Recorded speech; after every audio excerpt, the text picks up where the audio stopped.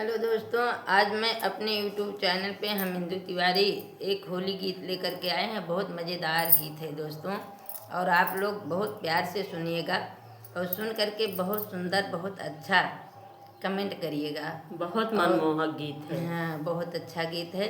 और आप सबको कैसा लगेगा हमारा होली गीत, आप सब लाइक कमेंट सब्सक्राइब करते हुए और कमेंट बॉक्स में ज़रूर प्यारा प्यारा सा एक कमेंट आप लोग ज़रूर करिएगा और ज़्यादा से ज़्यादा मेरा गाना शेयर करिएगा दोस्तों, जैसे हम लोग भी आगे बढ़ जाएं। हम लोग को भी सपोर्ट कीजिए। आप हम लोग का सपोर्ट कर कीजिए दोस्तों। बहुत बहुत धन्यवाद होगा आप सबका, बहुत बहुत धन्यवाद। प्लीज़ अब हम अपना गाना स्टार्ट करने जा रहे हैं, लेकिन आप लोग कमेंट करना ना भूलिएगा। प्लीज़ कमेंट ज़रूर करते रहिएगा। बहुत बहुत धन्यवाद। काजल की डिब्बी खोलो बिसारती, आयल महीना फागुन का। काजल की डिब्बी खोलो बिसारती, आयल महीना फागुन का।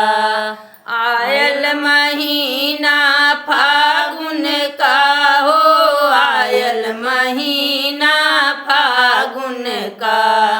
काजल की डिब्बी खोलो बिसारती, आयल महीना फागुन का। काजल की डिब्बी खोलो बिसारती, आयल महीना फागुन का।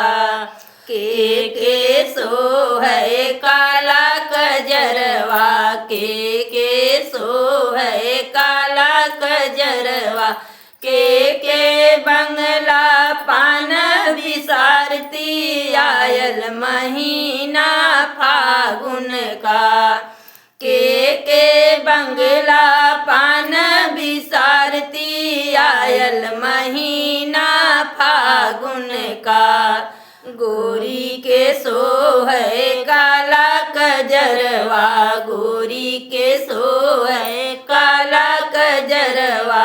सांवर के बंगला पान बिसारती, आयल महीना फागुन का। सांवर के बंगला पान बिसारती, आयल महीना फागुन का।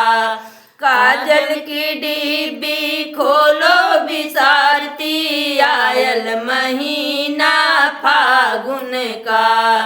काजल की डिब्बी खोलो बिसारती, आयल महीना फागुन का। के सो है लाली चुनरिया, के सो है लाली चुनरिया। के सो है रूमलिया बिसारती, आयल महीना फागुन का।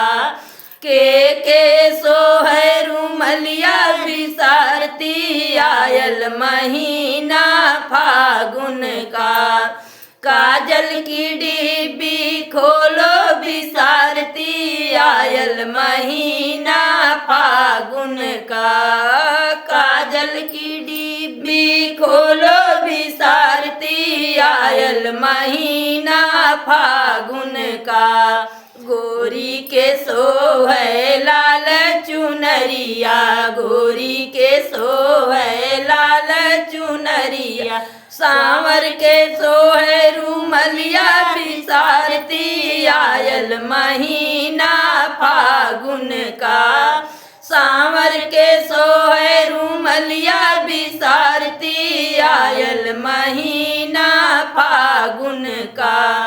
काजल की डिब्बी खोलो बिसारती, आयल महीना फागुन का। काजल की डिब्बी खोलो बिसारती, आयल महीना फागुन का। आयल महीना फागुन का ओ, आयल महीना फागुन का। काजल की डिब्बी खोलो बिसारती, आयल महीना फागुन का। काजल की डिब्बी खोलो बिसारती, आयल महीना फागुन